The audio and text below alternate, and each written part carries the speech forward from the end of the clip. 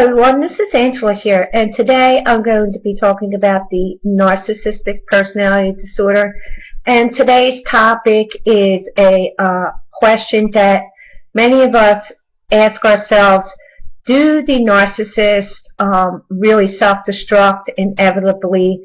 And basically, I began to ask myself that question as a result of watching a video that by a gentleman by the name of Thomas Sheridan, okay, and the video is called No Contact Ever Again, Reprise. And basically, it's a very good video. It's very short. It's about 7 minutes long. You can find it here on YouTube. I don't have the link. If I get the link, I will post it in the comment section, because it really is one of my favorite videos on the topic of narcissism, narcissists, and psychopaths. And basically, what he's saying is true. It's like if you're waiting for the narcissist to get karma or justice or revenge against the narcissist, it's you're basically wasting your life. It's like holding around all this resentment and anger because they victimized you. Basically is hurting you and not them. Okay, they've moved on to their next victim. They're not even giving you a second thought about what they did to you, and trust me, it's not bothering them one iota. Okay, and that's the sad reality of it, because these people really don't have a conscience.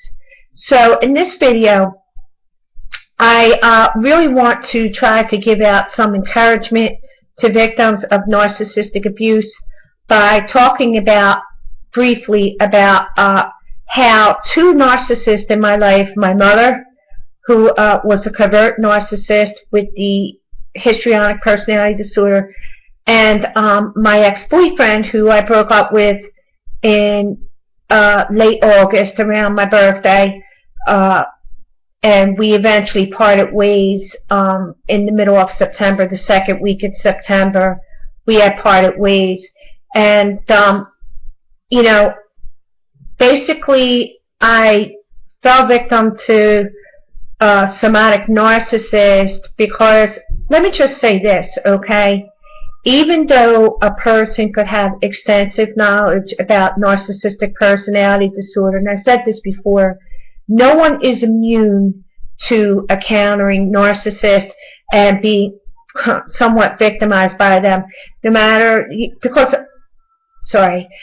narcissists are very clever, okay? They use projection, they use gaslighting, they use reframing techniques to spin a story to make it look like the actual victim is the bad guy and they're the victim, okay? And you really got to take a step back and take a look at this, okay? The first example I want to give you all is the somatic narcissist, and I talk about that on my channel here. For those who are new to my channel, you can check out that story on Revenge of the Somatic Narcissist. He got hit by the karma bus, part 1.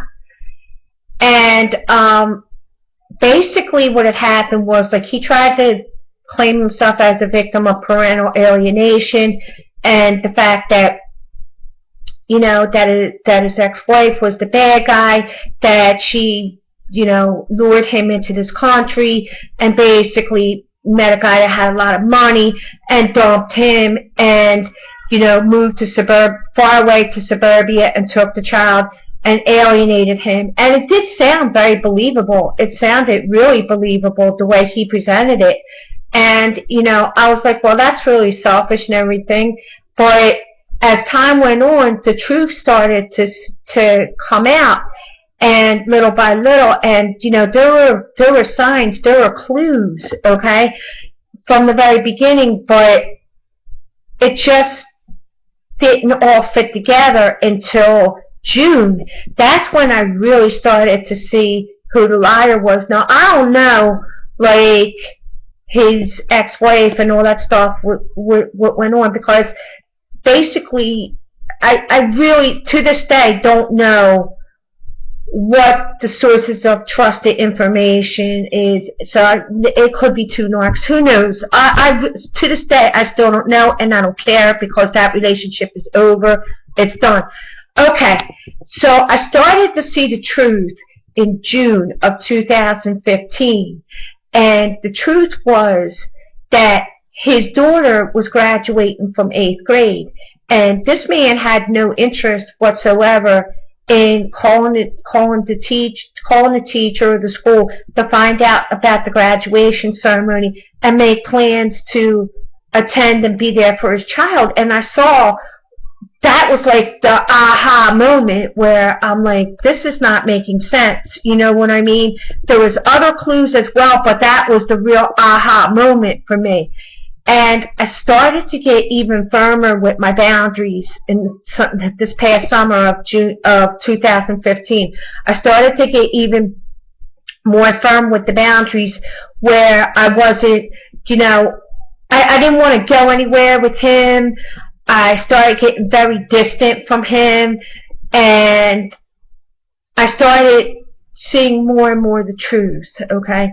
So when the other shoe dropped, I was preparing myself to basically try to get out of this relationship, but I kind of felt, ambivalent about the whole thing. And the reason is because he's by himself. He didn't have any place to go, and he was not working, and I felt rather guilty, and I was like, well, he's got no place to go, and if I end this, like, where will he go? And you start thinking these things. All kinds of thoughts go through your head. So when I would talk to my sister, my disabled sister, about it, even though she really didn't comprehend it, but I still talked to her anyway. It's just like, I'm not really happy. And I would always go out with my sister on the weekends and just let him do his thing because I really didn't care at that point, for real. So when the other shoe dropped, it was no big shock, okay? It was no big shock, but the reason, and basically what had happened was, he had met this other girl during the time that we were together. They hooked up in July, and he ended up getting her pregnant, and that was all planned, okay? That was no accident, and here's why. During the course of our relationship, and I've never held the secret, I had told him from the very day that I met him. I was 46 years old, about to turn 47 when I met him, and I said to him, I'm not interested in having children. My children are grown. I had my children very young. My tubes are cut, tied, and burned, so there's no baby coming out of this body, okay? That was never a secret. And if he was a decent and honorable person that really wanted a serious relationship with someone, that to start a family, and start over, I was not that person for him. And I told him that from the very beginning. But that wasn't his M.O. His M.O. was to hook up with me and to have a relationship with me for, all the reasons that narcs do the things that they do, is because he was a parasite from the very beginning. He was a parasite. Like, he was just looking for some place to, somebody to leech on, somebody to take him in. He was living in my place, and, all this stuff went around. And then when I started getting firm with the boundaries, like not opening my wallet, not refusing to use my credit card to go places, he knew that he wasn't going to get anywhere with me. So basically, he just, moved on to the next best thing, which that's what they do. And even if I had opened my wallet and my credit card, he was going to do that anyway, because that's what a mooch narcissist does. They take the victim for everything that they have, and then they move on to the next best thing. We all know this. Come on now. But in this situation, he had expressed a desire during the pillow talk of our relations, our sexual relations. He was saying about how he would like to get me pregnant and how he wanted a baby, and I told him there's no baby coming out of this woman. And I reiterated that fact over and over again. Never hid that from him. Okay? And so to be spiteful, he went out and he cheated, and he turned around and he, did what he did, as I explained in my video series. What he did with this other girl, and she had just met him, only knew him 10 weeks, and voila, surprise, she's pregnant. Okay, now, in her mind, what I'm thinking is the fact that she had this all planned because he manipulated her, and she was like, well, I'll get him away from the other girl. I'll just have his child, and I'll have my man, because she knew that he had a girlfriend and that he was living with me. Okay, I didn't know about her, but she knew about me, and she believed the lies that he was telling her, because their whole relationships are built on nothing but lies. And she believed that I was crazy, that I was mentally ill, because that's what they do. Don't you understand? You're the lunatic, you're crazy, and they're the victim. Okay? They're the victim. So they had this all planned, okay? And it worked. She got her prize. She got the, like you see on that show, Let's Make a Deal. Let's open curtain number 2. Wah, wah, zonk. Okay? Because when the truth came out and the other shoe dropped, okay, the truth got exposed, and how it got exposed was through a wonderful technology called the cell phone. Okay, now I screenshot the scandalous text messages when he tried to come back for a little piece off of me, okay, and the reason why he text messaged me scandalous messages seeking sexual favors from me, knowing that he had a girlfriend, okay, the reason why he did that was because he didn't think that I would say anything, because he dangled the golden carrot of the fact that he owed me $1,000 from the money that I loaned him from the car. Except he didn't realize that me, being a person who's very experienced and knowledgeable of narcissistic personality disorder, I knew from the very day that we were parting ways that the $2,000 that I demanded from him, that was, he had put away for the IRS taxes, okay, when I demanded that money and we went our separate ways, I knew 100% that was the end of it. I wasn't getting any more money from him, okay? Because if anybody thinks that they're going to get money from a narcissist for an unsecured debt, you're living in la-la land, honey, because you ain't never going to get that money. You ain't never going to get that money from them. They don't believe in paying their debts. Trust me on that one, and you hear so many stories or other people's YouTube blogs, okay?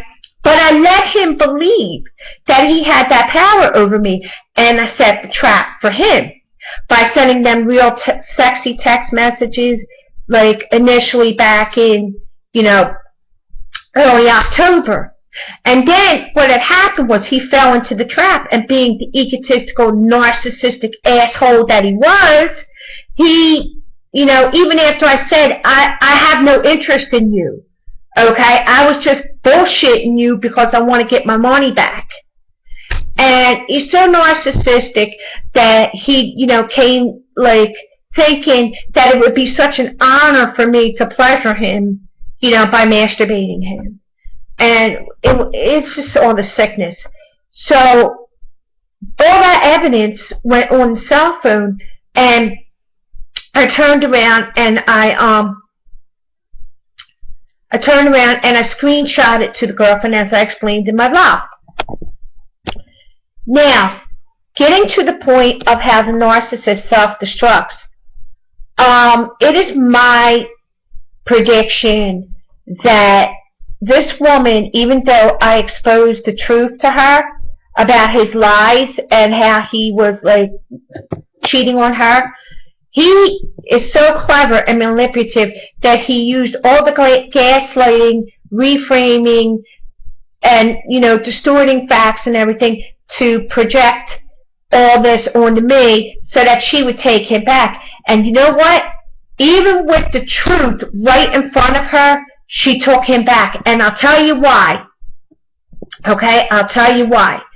Because the pain of the truth is so intense and so horrible, okay, that you will believe a lie just not to have to face the truth at that point in time and feel that pain. And that's wholeheartedly what I believe that this new victim is going through right at the moment. She can't accept this pain, and she's not going to accept this pain until she gets victimized enough by him, okay, to end the relationship, and inevitably it'll end up in family court. And that's basically where it's going. So what does that have to do with self-destructing? Well, let's look at his situation, okay? He thought that he was being spiteful by getting her pregnant, like, well, you're not going to give me my baby, so I'm going to go and I'm going to have my baby whether you like it or not. But he didn't really think it through, did he? Okay? Because having a child when you have no job, are deep in debt, have no place to live, and have no savings is not a very smart thing, because according to the law, the number one priority is to take care of a child, okay? And the law is very, very strict on child support. And you want to take away somebody's freedom? Take away their money. And that's what family court is designed to do. They don't care, okay? They don't care about the hardship of the non-custodial parent, okay? All they're interested in is to protect the child. That's what family court is all about, the best interests of the child, okay? So all of his money is going to go to his ex-wife for the present daughter and for this new child, okay? And they're not going to split 50-50. They're going to put, the guidelines in Pennsylvania are, they're going to put the same amount that's given to baby A is going to be given to baby B. It's like, okay, for example, if the child support is set at $150 for baby A, and then baby B comes along at some point in time, baby A is going to get $150, and baby B is going to get $150. And the reason why it's not going to go $75 for baby A and $75 for baby B is because the law sees it as, we're not going to rob baby A to give part of baby A's money to baby B. Does that make any sense? So this clown pretty much sunk himself, okay? He's done. He's sunk. He can't hold a job because he can't get along with people. He can't afford to pay the child for the child that he already has. He can't afford to take care of himself because he's got no place to live.